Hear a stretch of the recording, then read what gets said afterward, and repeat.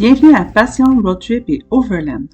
C'est en compagnie de Virginie, Guillaume et de leur poilu Théo qui expérimentent leur première sortie en Overland qu'on se rend dans les BDR du Vermont. C'est au Cumberland State Park que nous ferons notre première nuitée dans l'État de New York. La plage du Cumberland State Park est sublime, mais ce matin, notre priorité, c'est d'aller faire des trails. Donc ce matin, on emprunte le traversier de Plattsburgh pour se rendre au Vermont.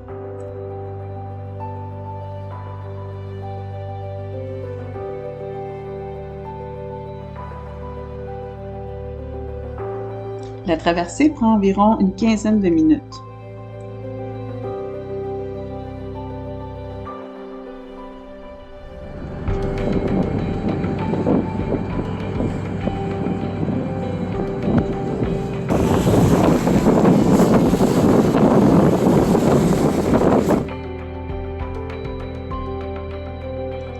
Donc ce matin, on s'en va faire la Liberty Hill Road qui est située dans le Vermont et elle est ratée 2. Donc c'est une petite trail facile comme première expérience pour Guillaume et Virginie. On retrouve la trail de Liberty Hill sur l'application Onyx Offroad. Comme un peu partout au Vermont, pour accéder à cette trail-là, on traverse des villes, des villages, des chemins de campagne, des chemins forestiers. Mais tout juste avant d'entreprendre la trail, on arrête dans un aire de pique-nique pour prendre une bouchée à côté d'une petite rivière.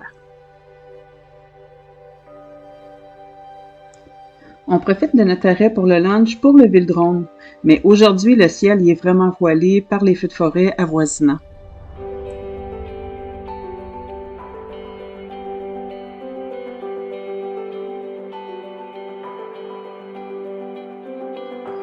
Le Vermont est magnifique.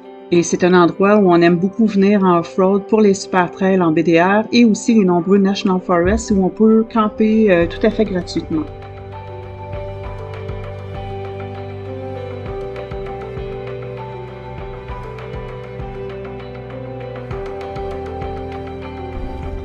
On poursuit la route et on entre finalement dans la portion BDR qui se trouve en forêt. Donc à l'entrée de la trail, Stéphane sort et va déconnecter les sway bars. En off-road comme ça, dans les BDR, c'est important de garder l'œil ouvert parce qu'on traverse aussi parfois des terres privées et il y a des animaux qui peuvent surgir de toutes parts, donc c'est important de rester à l'affût. Quand on fait des BDR, c'est important de savoir que certaines portions ne sont pas entretenues de ces routes-là. Donc, c'est préférable de toujours s'aventurer avec un véhicule qui a des capacités hors route pour rouler en route et en toute sécurité dans ces trails-là. Dans les trails qu'on fait ou les BDR qui sont pas entretenus, ça arrive souvent qu'on va ramasser des arbres qui ont tombé ou des branches qui ont descendu ou cassé, puis ça bloque la rue. Donc, c'est toujours bien de transporter avec nous une petite hachette ou une petite scie là, qui nous permet de pouvoir dégager le chemin pour pouvoir poursuivre sur ces sentiers-là.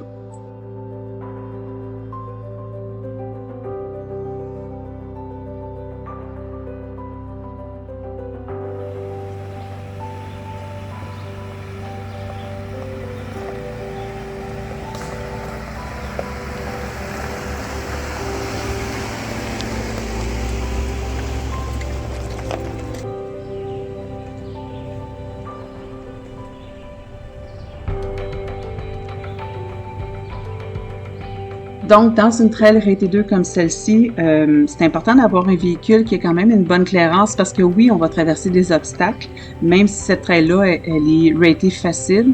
C'est sûr qu'il y a des obstacles qu'on va traverser. Des fois, ça peut être des cours d'eau, ça peut être des roches qui dépassent la terre, ça peut être des tuyaux qu'il faut traverser. Donc, il faut quand même avoir une clairance sous le véhicule pour être capable de passer au travers.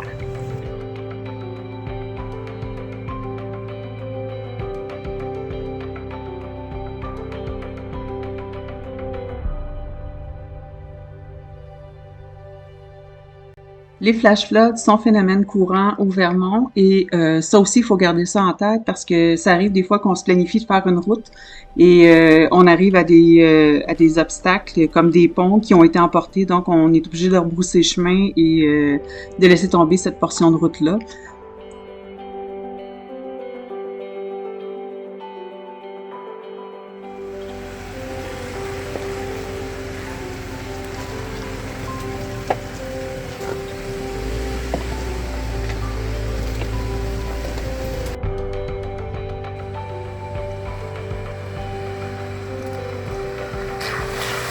Dans une trail comme ça peut être une excellente idée de transporter avec nous des traction boards. On n'est jamais trop équipé quand il arrive des obstacles où on en a besoin, donc c'est plus sécuritaire de traîner ça avec nous.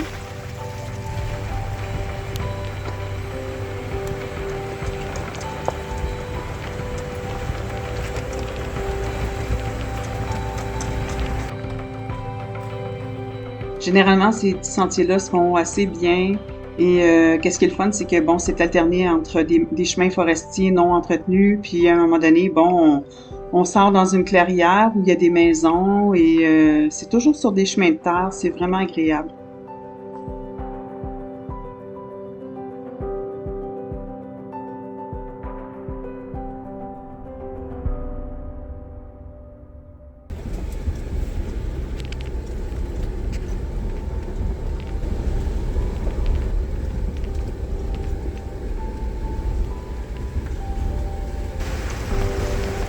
Ces trails-là, quand on les fait l'automne, là, le paysage est absolument époustouflant avec les petites feuilles, toutes sortes de couleurs. C'est juste wow!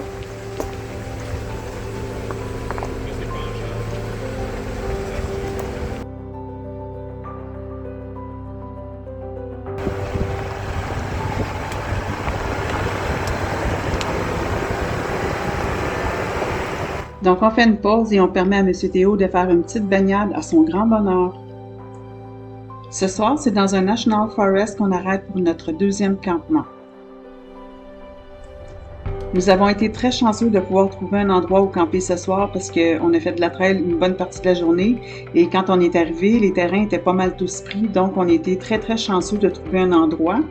Et donc c'est ça, c'est premier arrivé, premier servi au Vermont dans les National Forests.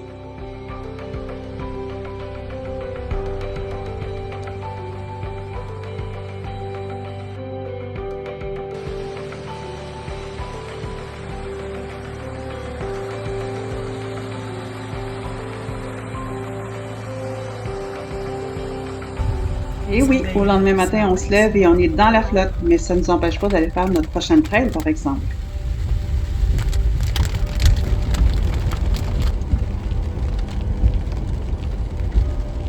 Donc, aujourd'hui, on s'attaque au trail de Lowell Mountain Road et le Bailey Hazen Military Road. Ces trails-là, on les retrouve sur Annex Off-Road. Donc, originalement, ces trails-là étaient rated 6. Maintenant, ils sont plus devenus un 2-3 parce qu'ils ont été retouchés mécaniquement pour être plus sécuritaires.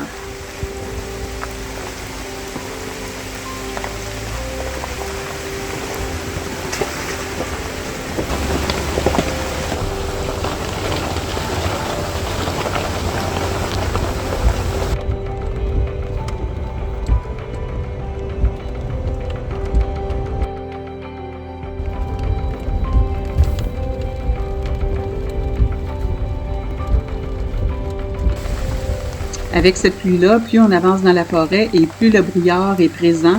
Et avec toute cette végétation de fougères-là, ça nous donne un peu l'impression d'être dans un film de Jurassic Park où à tout moment on va voir un dinosaure sortir.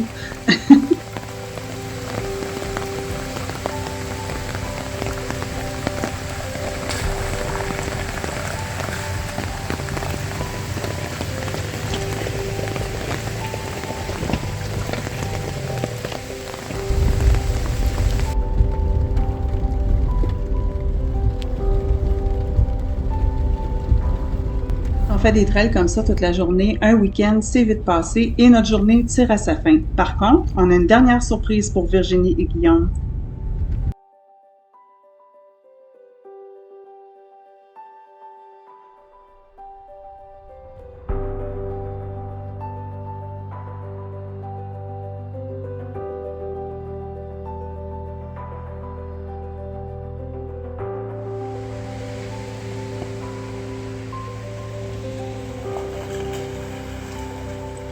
Quand on traverse comme ça un cours d'eau, ça demeure toujours une expérience un peu stressante et particulière au tout début.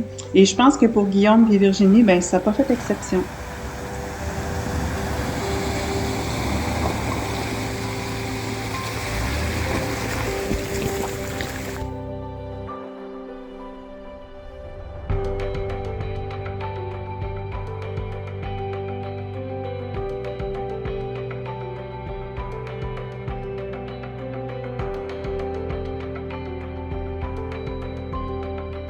La question pertinente est: ça va-tu passer? Mais oui, si nous on passe, par expérience, on sait que Guillaume et Virginie aussi sont capables de le faire.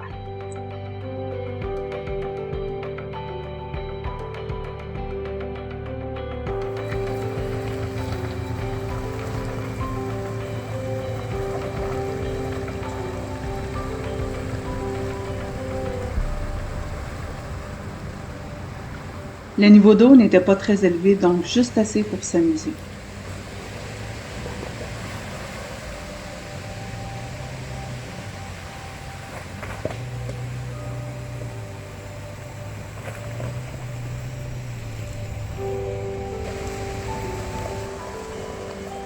Le truc là-dedans, c'est d'y aller lentement et de respecter la nature également.